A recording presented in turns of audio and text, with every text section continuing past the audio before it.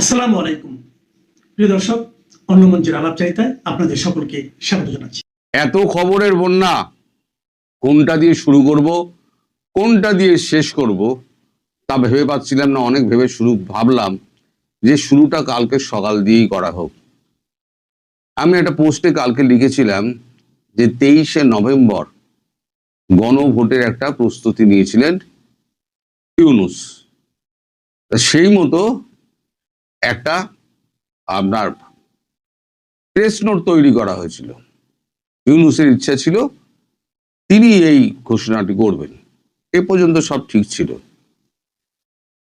কালকে আমাদের বিমান বাহিনী প্রধান আপনাদের বিমান বাহিনী প্রধানকে একটা ফোন করেন। ফোন করে বলেন, এই যে ভোট ভোট খেলা আপনাদের চলছে না, এই ভোট ভোট খেলা বন্ধ করুন। জনগণের নামে ভোট নাম করে, পিপলস ডেমোক্রেসির নাম করে আপনারা যে নাটকবাজি করছেন, এই নাটকবাজিটা বন্ধ করুন। আর যদি না বন্ধ করেন তাহলে বন্ধ করার রাস্তা আমরা জানি। এই খবরটা আপনি ডক্টর ইউনূসকে পৌঁছে দিন। তারপরে সকালবেলা তড়িঘড়ি উনি গিয়ে পৌঁছান ডক্টর ইউনূসের কাছে। ইউনূসে গিয়ে বলেন যে এই এই অবস্থা, ভারত থেকে এই খবর দিয়েছে। ইউনূস প্রথমে মানতে চাননি, তারপরে তিনি বোঝান যে আমরা যদি না মানি এর পরিণতি কিন্তু খুব খারাপ হবে। আমাদের এই অবস্থা, আমরা ভারতীয় সৈন্যের সঙ্গে কতটুকু যুঝতে পারবো সেটা অন্তত আমরা বুঝি। আপনি না বোঝেন, আমরা বুঝি। তারপর ডক্টর ইউনূস তার মন খারাপ হয়ে যায়। তিনি তখন স্থির করেন, না, আমি নিজে আর এই প্রেস নোট আমি আর নিজে আর পড়বো না। যখন গণভোটের কথাই আমি বলতে পারছি না, তাহলে পরে এটা আসিফ নজরুলকে দায়িত্ব দেওয়া হোক। ওই আসিফ নজরুল যখন পড়া শেষ হয়ে গেছে, তখন বলা হয়েছিল 7 দিনের মধ্যে এটা মানে সমস্ত মানে দলগুলো নিজেদের মধ্যে আলাপ আলোচনা করে তাদের মতামত জানা, নইলে সরকারের মতো ব্যবস্থা নেবে। আসলে এটা ঠিক করা হয়েছিল খবরটা পাওয়ার আগে, যখন প্রেস নোটটা লেখা হয়েছিল। তারপরে বলা হতো, ইউনূস বলতো, আমি ঘোষণা করছি 23 তারিখ গণভোট নেওয়া হবে, যেটা জামাতের খুব ইচ্ছা। গণভোট গণভোট অনেকে লিখেছেন, গণভোট না হলে পরে বিএনপির তো অবস্থা, বিএনপি তো একেবারে নাচানাচি করবে। মশাই, কোনো ভোটই হবে না বাংলাদেশে, এখন কোনো ভোট হবে না। এটা হলো গিয়ে প্রথম খবর। তারপরে ইউনূস এখন জটটট সমস্ত বাড়াবাড়ি সমস্ত হয়ে যায়, পেট খারাপ হতো সঙ্গে সঙ্গে হয়ে গেছে। এখন দেখবেন, আপনার যদি মাথার মধ্যে চিন্তা হয় না, দেখবেন তার কি প্রভাবটা পেটের ওপর পড়ে, তখন বারবার বাথরুমে দৌড়াতে হয়। ইউনূসের হয়ে গেছে সেই অবস্থা। তারপর একের পর এক সঙ্গী হারা হচ্ছে, সেই চিন্তা তো মাথার মধ্যে রয়েছেই। দ্বিতীয় খবর হলো, তারপরে আসুন আজকে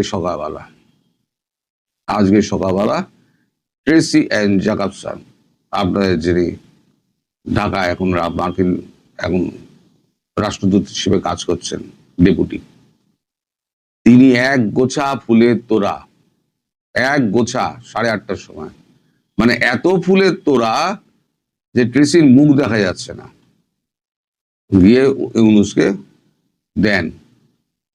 এখন এটা কিসের ইঙ্গিত বোঝা যাচ্ছে না।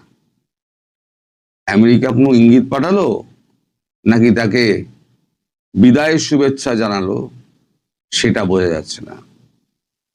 এবং এই খবর যে মানে কোনটা মানে আসল, মানে মানে কি বলেছে না বলেছে, সে খবর কিন্তু আমার কাছে এখন এসে পৌঁছায়নি। কারণ এটা 1-to-1 কথা হয়েছে, সেখানে আর কেউ ছিল না। ওই প্রেস সচিব শফিকুরও ছিল না, একা ট্রেসি অ্যান্ড জ্যাকবসন এবং ইউনূসের মধ্যে কথা হয়েছে। ফলে এই কথার মানে বাইরে বেরোনোর আশা কিন্তু খুব কম। এতে ইউনূসের আরো মন খারাপ হয়ে যায়। ইউনূস এখন পাগল হয়ে গিয়েছেন। এবার কিছুদিন ধরে আমি একটা খবর পাচ্ছিলাম যে চিকেন নেক রাইনো নেক হয়ে গিয়েছে, চিকেন নেক রাইনো নেক হয়ে গিয়েছে। আমাদের এখানেও প্রচুর এরকম ইউটিউবে প্রচুর খবর হয়েছে গত 4-5 দিন ধরে, কিন্তু আমি সরকারি তরফে কোনো রকম এই নিশ্চয়তা পাইনি। তাই অনেকে আমায় লিখেছেন, কিন্তু আমি এই নিয়ে কোনো কথা বলিনি। আমি ঠিক করেছিলাম যে সরকারি নিশ্চয়তা না পাওয়া পর্যন্ত আমি এই নিয়ে একটা কথাও বলবো না। গতকালকে আমি সরকারিভাবে খবরটা নিশ্চয়তা পেয়েছি যে হ্যাঁ, কিছু কিছু অংশ, মানে এইরকম একটা অংশ রয়েছে। আমি আপনাদের ম্যাপটা দেখিয়ে দিচ্ছি, এই ম্যাপটা দেখে রাখুন। এই ম্যাপটাতে যা বলার দেখানো হয়েছে, 1 মিনিট সময় দিন আমাকে।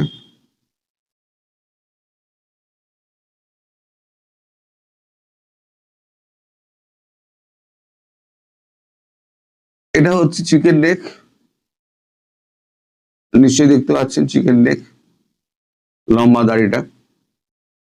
এবার চিকেন নেকের পরে এই ধরুন ক্লোজ আপ করা, এখানে একটা বুড়ো আঙুলের মতো বেরিয়ে রয়েছে আর একটা কুড়ে আঙুলের মতো বেরিয়ে রয়েছে।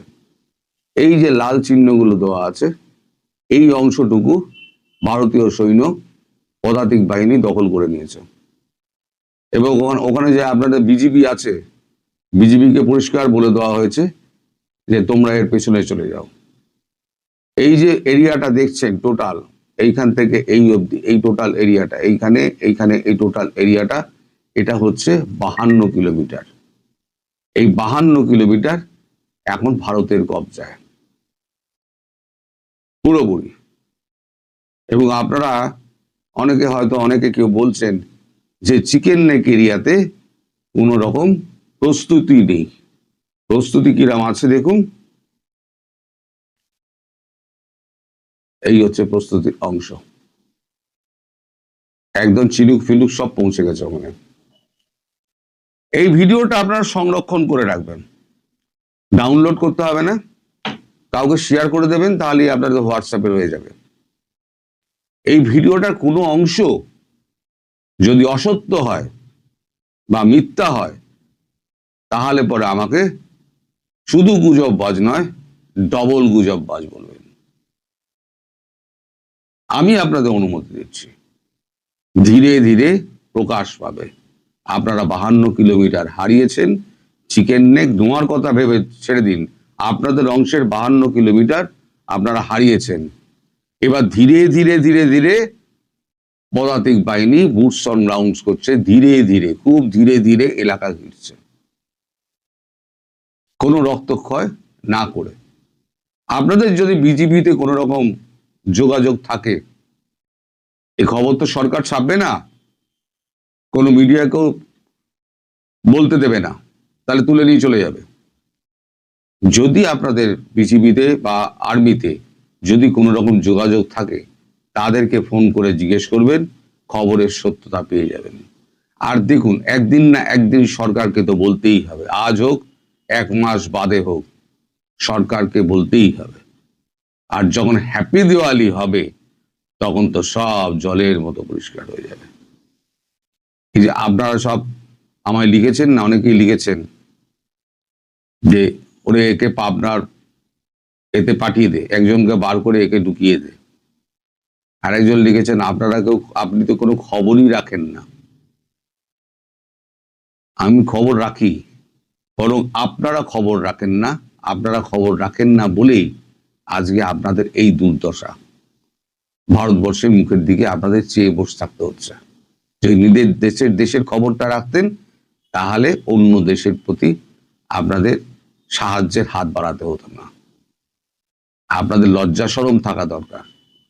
একটা লজ্জাহীন আপনারা মানুষজন, যারা এই সমস্ত লিখে পাঠান। এখন মজার ব্যাপার হচ্ছে, পাকিস্তানের ওদিকে হয়তো যে কোনো দিন দামাদ্দাম মস্ত কালান্দার হয়ে যাবে।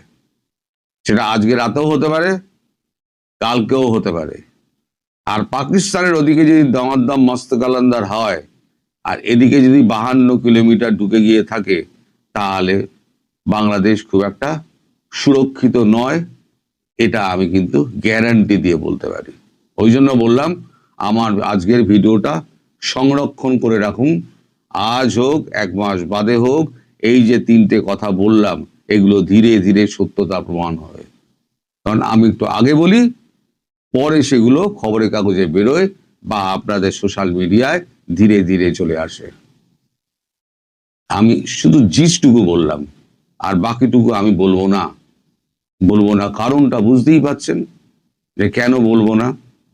আমি যতদিন না পর্যন্ত ওই চিকেন নেক রাইনো নেক হয়েছে শুনেছি, কিন্তু যতক্ষণ না পর্যন্ত গভর্নমেন্টের পক্ষ থেকে আমি একদম কনফার্ম হতে পারছি, ততক্ষণ পর্যন্ত কিন্তু আমি কোনো রকম কথা বলিনি এই নিয়ে। কারণ আমার নিজের মধ্যেই সন্দেহ ছিল যে এটা হবে কিনা, সত্যি কিনা। গতকালকে যখন সত্যি খবরটা পেলাম, তখন আমি এটা আজকে প্রকাশ করলাম। আমার আরো এটা প্রকাশ করার আর একটা কারণ হচ্ছে, আমাকে মনে করিয়ে দিয়েছেন এক ভদ্রলোক আপনার দেশেরই। দাদা, আমাদের তো 40 কিলোমিটার চিকেন নেক তো দখল হয়ে গিয়েছে, সে ব্যাপারে আপনি কিছু বলেন না, আপনি খবর টবর রাখেন না। হ্যাঁ ভাই, আমি সব খবর রাখি, কিন্তু যতক্ষণ না সরকারিভাবে আমি কেউ জানতে পারছি ততক্ষণ পর্যন্ত আমি মুখ খুলি না।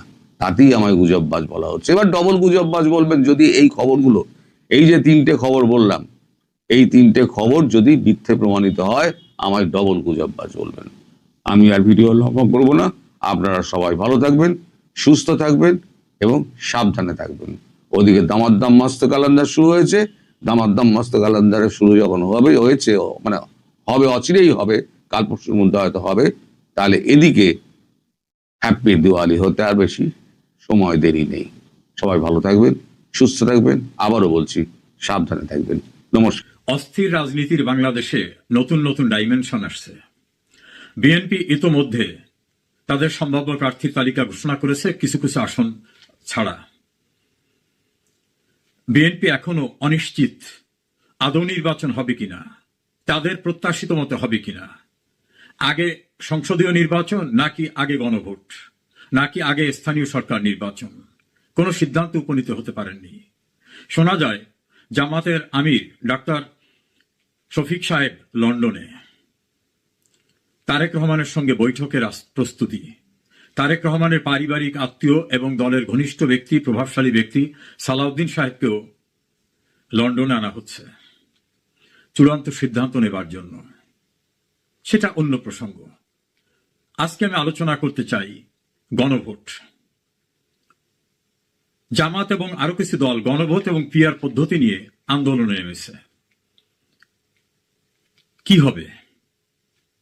সহজ সরল একটি উত্তর। সংবিধানে যা কিছু নেই তা যদি সংবিধানে যুক্ত করতে হয়, আইনসঙ্গত কর্তৃপক্ষ হচ্ছে জাতীয় সংসদ। জাতীয় সংসদই সিদ্ধান্ত নিতে পারে নতুন কোন নির্বাচনী ব্যবস্থা যুক্ত করা প্রয়োজন আছে কিনা। তাও জাতীয় সংসদের সকল সদস্য মিলে চেষ্টা করলেও হবে না যদি সেটা সংবিধানের সঙ্গে সাংঘর্ষিক হয়। এমনকি সংবিধান সংশোধনও করতে পারবে না যদি সংবিধানের মৌলিক যে স্ট্রাকচার, সেই স্ট্রাকচারের সঙ্গে সাংঘর্ষিক হয়, যেটা সংবিধানের 7(2) অনুচ্ছেদে বলা হয়েছে। 7 বলা হয়েছে প্রজাতন্ত্রের মালিক জনগণ, তাদের অভিপ্রায়ের পরম অভিব্যক্তি হচ্ছে এই সংবিধান, এবং যা কিছু করতে হবে এই সংবিধানের কর্তৃত্বে এবং অধীনে। 7(2) বলা হয়েছে কোনো আইনই প্রণয়ন করা যাবে না, অর্থাৎ কোনো কিছুই করা যাবে না যেটা এই সংবিধানের ফান্ডামেন্টাল স্ট্রাকচারের সঙ্গে সাংঘর্ষিক। তাহলে সংসদ ছাড়া কোনো সিদ্ধান্ত নেওয়ার কি সুযোগ আছে? নাই। অগণতান্ত্রিক উপায়ে ক্ষমতা দখল করে মেজর জেনারেল জিয়াউর রহমান সরকারি চাকুরিজীবী হিসাবে দাবি করলেন, আমি রাষ্ট্রপতি, আমি প্রধান সামরিক আইন প্রশাসক, আমার উপরে আস্থা আছে কি নেই? হ্যাঁ অথবা না বলুন। হ্যাঁ না নামক একটি পর্ব দিয়ে নিজেকে বৈধ করার চেষ্টা করলেন। এই বিষয়টি বৈধতা দেওয়ার জন্য তিনি যখন জাতীয় সংসদের কর্তৃত্ব নিয়ে নিলেন 1979 সালের 9 এপ্রিল পার্লামেন্টে নিরঙ্কুশ সংখ্যাগরিষ্ঠতার বড়াই দেখিয়ে এটাকে সংবিধান সংশোধন আকারে নিলেন, নাম রাখা হলো সংবিধানের 5ম সংশোধনী। একইভাবে ক্ষমতা দখল করে জেনারেল এরশাদ 7ম সংশোধনীর মধ্য থেকে তাকে বৈধ করার জন্য সংবিধানের আরেকটি সংশোধনী আনলেন, যেটার নাম সংবিধানের 7ম সংশোধনী। এই দুজনই ক্ষমতা দখল করা এবং তার পরবর্তীতে তাদের কৃতকর্ম তাকে বৈধ ঘোষণা করানো, এটাকে হালাল করাবার জন্য এই দুটি সংবিধান সংশোধন করলেন। কিন্তু আমাদের দেশের সুপ্রিম কোর্টের সর্বোচ্চ লেভেল অর্থাৎ অ্যাপিলেট ডিভিশন পর্যন্ত বলা হলো অবৈধভাবে ক্ষমতা দখল করে অবৈধ ব্যক্তি নিজেকে বৈধ করার জন্য যা কিছু করে পার্লামেন্টের মাধ্যমে পাশ করেছেন এর সবই অবৈধ। এটা রাষ্ট্রদ্রোহিতা, অবৈধ দখল, তঞ্চকতা, সন্ত্রাস এবং ফৌজদারি অপরাধ। ফলে ওই যে ক্ষমতা দখল করে যা কিছু করেছিলেন গণভোট সহ অন্যান্য, হ্যাঁ না সবকিছু অবৈধ ঘোষিত হয়ে গেছে এবং সেটা বহাল আছে। এখন যারা গণভোট করতে চান তারা কারা? তারা তো জাতীয় সংসদ না, তারা জনগণের ম্যান্ডেটও পাননি, তারা বিপ্লবীও দাবি করার সুযোগ নাই, কারণ সেই বিপ্লবের কথিত নায়করা সংবিধানকে সংরক্ষণ করার শপথ নিয়েছেন। এই সংবিধানকে প্রোটেক্ট এবং প্রিজার্ভ করার শপথ নিয়েছেন, অর্থাৎ এই সংবিধান মেনে চলবেন। এই সংবিধানে গণভোটের কোনো বিধান নাই। কেউ কেউ বলেন, কেন স্বাধীনতার পর একটা গণভোট হয়েছিল না? মনে রাখবেন 70-এর নির্বাচনে যারা অংশ নিয়েছিলেন প্রাদেশিক পরিষদে এবং কেন্দ্রীয় পরিষদে, তারা কিন্তু সংবিধান প্রণয়ন করবেন এই ম্যান্ডেট নিয়ে নির্বাচনে দাঁড়িয়েছিলেন। জনগণ সেই ম্যান্ডেটের উপর ভোট দিয়েছিল, অর্থাৎ তাদেরকে জনগণ ক্ষমতা দিয়েছিল। দেশ স্বাধীনের পরে রাষ্ট্রপতির অস্থায়ী সংবিধান অধ্যাদেশ এবং পরবর্তীতে গণপরিষদে সংবিধান প্রণয়ন ও পাশ হয়, অর্থাৎ জনগণের ম্যান্ডেট নিয়ে করা হয়। সেই ম্যান্ডেটের অধীনে চলবেন এই কথা বলে ইউনূস এবং অন্যান্যরা শপথ নিয়েছেন। সেই ম্যান্ডেট যে সংবিধান, সেই সংবিধানে গণভোটের কোনো বিধান নাই। কেউ কেউ বলেন রাষ্ট্রপতি অধ্যাদেশ দেবে। রাষ্ট্রপতির অধ্যাদেশ জারির ক্ষমতা সংবিধানের 93 অনুচ্ছেদে, সেখানেও বলা হয়েছে যে বিধান সংবিধানে নাই, অর্থাৎ সংবিধানে যা নাই সেটা রাষ্ট্রপতি জারি করতে পারবেন না। এখন রাষ্ট্রপতিকে বন্দুকের নল ধরে জোর করে কাগজে সই নিয়ে যদি কিছু জারিও করান তাও অবৈধ, কেননা রাষ্ট্রপতিও সংবিধানের ঊর্ধ্বে না। এই সংবিধানের ক্রিয়েশন রাষ্ট্রপতি পদ, ফলে রাষ্ট্রপতি, প্রধানমন্ত্রী কোনো কিছু এই সংবিধানের ঊর্ধ্বে না, না প্রধান বিচারপতি। ফলে এই সংবিধান দেশের সর্বোচ্চ আইন এবং এটাকেই বলা হয়েছে জনগণের অভিপ্রায়ে পরম অভিব্যক্তি হচ্ছে এই সংবিধান, এবং সবকিছু পরিচালিত হবে এই সংবিধানের কর্তৃত্বে এবং অধীনে। এর বাইরে যদি কিছু করা হয় তাহলে সংবিধানের 7-এর 2 অনুচ্ছেদে সেটা অবৈধ এবং বাতিল। ফলে যা ইচ্ছে তাই করতে পারেন ক্ষমতার জোরে, আইনত সাংবিধানিক বিধিবিধানে সম্পূর্ণ অবৈধ। সেটা আপনি গণভোট করেন আর অবৈধ ক্ষমতা দখলদাররা নির্বাচনই করেন, কারণ নির্বাচন অনুষ্ঠান করার আইনসঙ্গত এখতিয়ার এবং অধিকারও আপনাদের নাই। আপনাদের যে পদ পদবি, প্রধান উপদেষ্টা এবং অন্যান্য উপদেষ্টা, এই নামক কোন শব্দ, এই নামক কোন পদ আমাদের দেশের সংবিধানে কোথাও নাই। কাজী এই যে ব্যক্তিরা, এই যে কথিত সরকার, আপনারা নিজেরাই সংবিধান বহির্ভূত। আর এসব করার পরিণতি একদিন হবে সংবিধানের 7-এর ক অনুচ্ছেদে রাষ্ট্রদ্রোহিতার অপরাধ। এই অপরাধ কিন্তু কোনোদিন তামাদি হয় না, অর্থাৎ বহু পুরানো অতএব অপরাধ নাই। অপরাধ কোনোদিন পুরনো হয় না। 100 বছর পরে হলেও অপরাধ অপরাধ, এবং এই অপরাধের বিচার হয়। দেখেন না, প্রথম বিশ্বযুদ্ধের অপরাধীদের বিচার চলছে। বঙ্গবন্ধুর খুনিরা পার্লামেন্টে বিল পাশ করে নিজেরা বলতো আমরা দায় মুক্ত। তাদের সেই দাম্ভিকতা চূর্ণ হতে ৩৬ বছর লাগলেও চূর্ণ কিন্তু হয়ে গেছে। ফলে যাই কিছু অবৈধভাবে করুক না কেন, কোনোটা বৈধ হবে না, এটা মনে রাখবেন। আইনের দৃষ্টিতে এটাই বাস্তবতা। ফলে অবৈধ উপায়ে কোনো কিছু করলো কি করে ফেললো এটা নিয়ে এত দুশ্চিন্তার কোনো কারণ নাই। এই সব কিছুই উপযুক্ত সময়ে অবৈধ ঘোষিত হবে এবং এই অবৈধ কাজের সঙ্গে প্রত্যক্ষ পরোক্ষভাবে যারা জড়িত, যারা সমর্থন দেবে, অনুসমর্থন দেবে, তারাও এই অপরাধে অপরাধী হবেন। এর থেকে পরিত্রাণ নেই।